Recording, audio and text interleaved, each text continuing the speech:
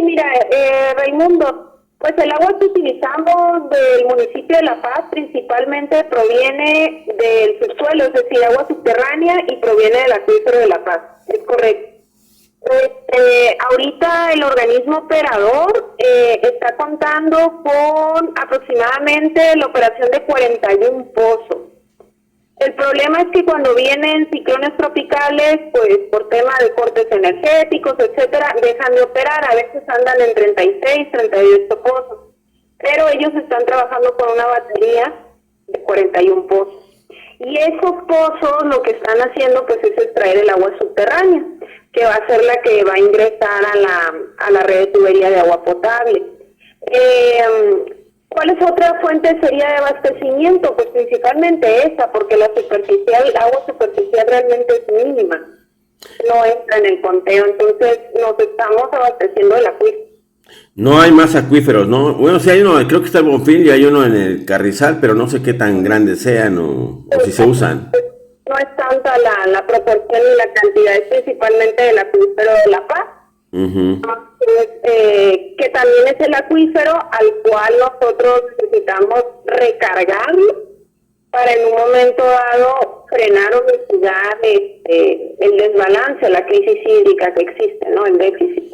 Sí, que decíamos que era que de 26 millones, ¿no? Ajá, de metros cúbicos, 17 millones de metros cúbicos a diciembre del 2023, según la disponibilidad media anual que publica en el diario oficial de la Federación, la propia Conagua. Pues así explicar un poco sencillo el asunto. Son 41 pozos. El organismo operador de agua potable de La Paz, el ONSAPAS, manifestaba que se estaban ingresando a la red aproximadamente 1,000 litros por segundo, en condiciones óptimas, ¿no? Sí. Esto puede variar a lo largo del año o cuando se estropea algún pozo. ¿Qué más? Pues el tema de los medidores, yo creo que eso sería como lo más interesante de destacar, Raimundo, Sí. en el sentido de que hace falta macromedición y micromedición. La macromedición sería colocar medidores de forma universal en todos los pozos de agua subterránea del municipio para saber de forma exacta y precisa cuánta agua se está extrayendo, ¿sí? Ese es el primer paso. Y una vez que uno determine cuánta agua se extrae de los pozos, ya puede saber cuánta agua va a ingresar a la red. Pero luego el problema posterior que le sigue es que cuando el agua ya llega a las tomas domiciliarias, a las viviendas, tampoco se cuenta con micromedición universal. Porque que yo recuerde, según los últimos datos de ONSAPAS, aproximadamente el 35% de la población en La Paz no contaba con medidor. Entonces ese ya es el problema de la micromedición. Sí, claro. Entonces ahí no se sabe tampoco cuánto se está gastando. Y más aparte luego viene el otro problema de las fugas. Que a ciencia cierta, de forma precisa y certera, tampoco existe un dato preciso de cuánto porcentaje de fugas. Se estima que está alrededor del 50-55% del agua que entra a la red, o sea, la mitad se está fugando. A través de las redes de agua potable, las redes de distribución. Exactamente, por los materiales de los que ya se encuentra hecho, por la obsolencia, que son tuberías de más de 40, 50 años, y que pues necesitan mantenimiento y que pues ahora sí que no hace falta, ¿no? Inversión y presupuesto. Uh-huh. Sí. Entonces, sería más o menos como el escenario. Sí, esa es una parte, ¿no? Lo que digamos que le toca a LOMSAPAS, pero también hay una parte de responsabilidad de los usuarios, ¿no? Porque bueno, la micromedición también es tema de LOMSAPAS. Pero en el interior de los hogares también se desperdicia agua, ¿no? Es decir, digamos que llega poca, aunque no se mida, pues llega. Y no se sabe cuánta agua pues se desperdicia realmente, ¿no? O sea, esto de que las fugas en los sanitarios o en las goteras, eso que nos dice Cultura del Agua, que dice hay que cuidar el agua, ¿no? Ya sabemos que pues es complicado porque ellos mismos pues tienen problemas de fugas en sus instalaciones. Pero aparte está el otro problema, el de los domicilios, ¿no? Que ese es, pues vendría a complementar esta problemática. Claro, porque una vez que llega esa dotación de agua al domicilio, dentro de la propia vivienda, pues tanto los dispositivos sanitarios como los dispositivos de lavabo y las propias tuberías en general, pues pueden tener también fugas. Y allí ahora sí que el ciudadano o el usuario de agua debe de tener ya una conciencia ya más profunda de qué hacer cuando tiene una fuga y en un momento dado pues tratar de mitigarla, ¿no? Ahora también está el tema de el riego, ¿no? Sí, claro. Los horarios, la cantidad de agua que se destina a riego de áreas verdes, etcétera. Es decir, es complejo, ¿no? Para el organismo operador sancionar, ¿no? Y tener ahora sí que campañas alrededor del municipio que se estén moviendo y estén en todo momento pues inspeccionando qué se está haciendo con el tema de agua. Pero es verdad que todavía seguimos viendo regar las banquetas. Entonces son cosas inverosímiles, que siguen sucediendo, que en el estado más seco pues ya no lo deberíamos de permitir, es el estado más seco de México, ¿no? Pero pues ahora sí que ya ahí entra el tema de la cultura del agua del ciudadano también. Y eso tampoco está medido, ¿no? O sea, es complicado medir, pues, cuánta agua se desperdicia en los, no sé, 200,000 viviendas, no sé la cantidad de viviendas aquí en La Paz, ¿no? Pero es complicado también saberlo, ¿no? Exactamente, y eso también incluye qué sucede, por ejemplo, con los hoteles o las grandes infraestructuras, porque estamos pensando en las viviendas. Claro. Pero qué sucede con la infraestructura turística también, que demanda mucha agua en los cuartos de hotel. ¿Qué está ocurriendo con sus instalaciones? ¿Realmente hay regulaciones para que los sanitarios de bajo consumo, etcétera? Yo creo que ahí hay trabajo por hacer el tema de normativa, Raimundo, para ya no que sea preferencial, sino que realmente sea pues reglamentado, ¿no? Es decir, el tipo de sanitarios que tienes que instalar, etcétera, ¿no? ¿Eso sería para básicamente hoteles o para toda la población? Pues en principio debería de ser para toda la población, pero sí que es verdad que en estas grandes infraestructuras turísticas que estamos hablando a veces de 500, 1000 habitaciones que se estén utilizando de forma simultánea, el consumo puede ser muchas veces enorme. Claro. Entonces, más aparte el tema de jacuzzis, piscinas, etcétera. Entonces, siempre esta parte llevada a la gran escala, pues es preocupante, ¿no? Más allá también del tema de las viviendas, ¿no? Ahora bien, ¿se resuelve esto del abasto con el tema del tandeo o es una medida provisional que hasta ahora medio ha funcionado? Pues es que tal vez ha sido la única forma con la cantidad de agua que se está extrayendo y la cantidad de personas que somos a día de hoy en el municipio de La Paz residiendo, pues ha sido la única forma, ¿no?, que el ayuntamiento o el organismo operador ha encontrado, ¿no?, para resolver este tema. Pero en temporada de verano, cuando las temperaturas aumentan, pues ni eso realmente ya pasa a ser eficiente. Y entonces viene el tema del acceso de agua mediante las pipas, ¿no? Porque muchas veces ya no va a ser suficiente ese tandeo o simplemente el lugar donde tú vives no tiene acceso al agua por 6, 7, 8 días continuos. Entonces ya tienes que solicitar lo del acceso a la pipa, pagarlo. Es complicado entonces. Creo que va a llegar un punto en que eso también ya va a ser insuficiente, a menos que la gestión del municipio pues cuente con otras fuentes de acceso al agua. ¿Recuerda usted, doctora, o tiene algún dato respecto desde cuándo tenemos tandeo en La Paz? Porque resulta que vemos otros estados que se preocupan mucho por este tema y que comienzan, ¿no?, a aplicarlo, pero aquí ya tiene, pues, digamos que varias décadas, ¿no? Sí, más de 10 años.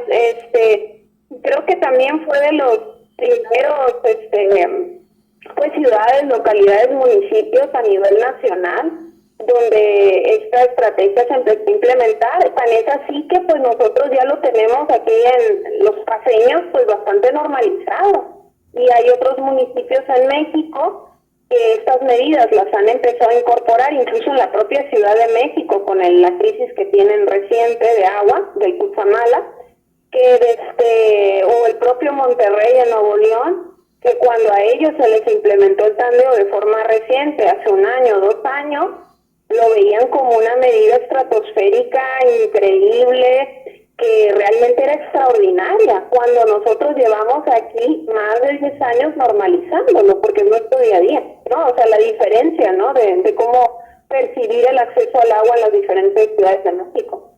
Así es.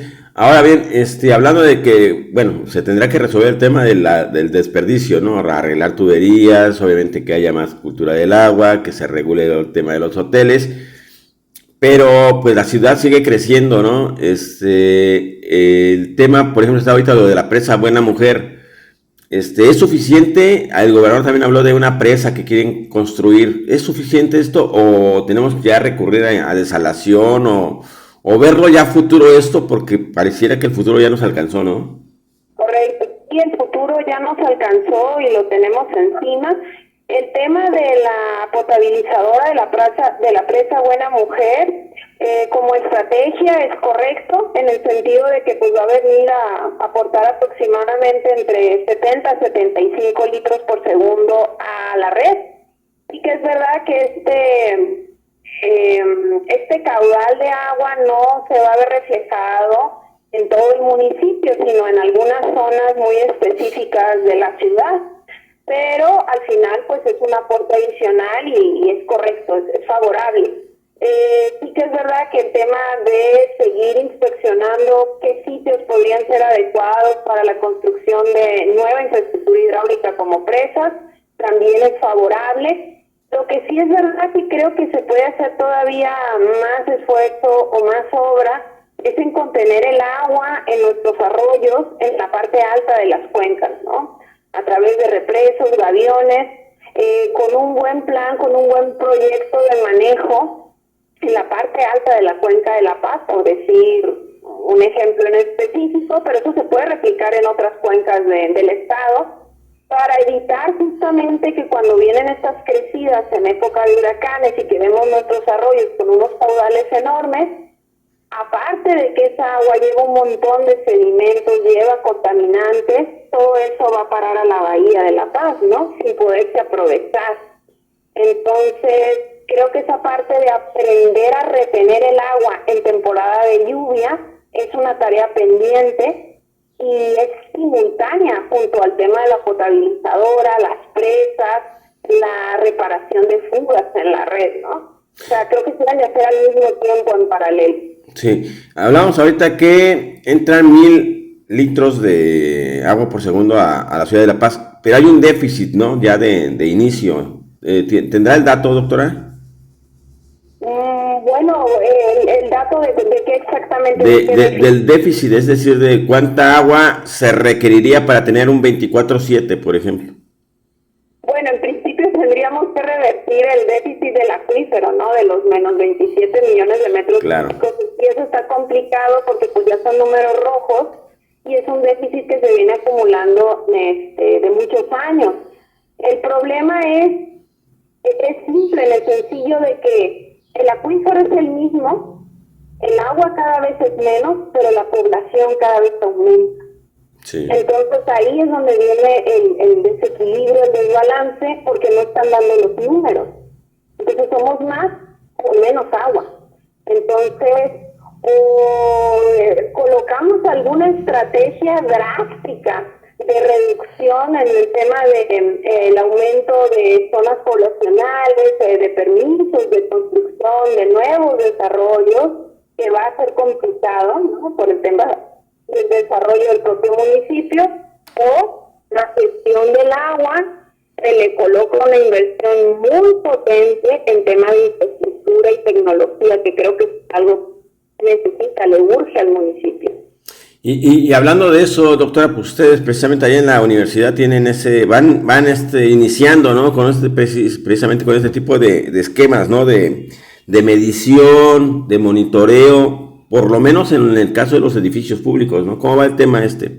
Es correcto, sí, en la Universidad Autónoma de Baja California Sur, a través de la Dirección de Tecnologías de la Información y Comunicación, pues desarrolló este dispositivo de medición de consumo de agua en tiempo real de los edificios, que también es un poco lo que hablaba de los hoteles. Son estas grandes infraestructuras donde hay muchos usuarios de forma simultánea, tal vez consumiendo agua al mismo tiempo, en el cual tampoco los usuarios tienen conciencia de cuánta agua están gastando, y tampoco los responsables de esos edificios pueden ser conscientes de si existe alguna fuga.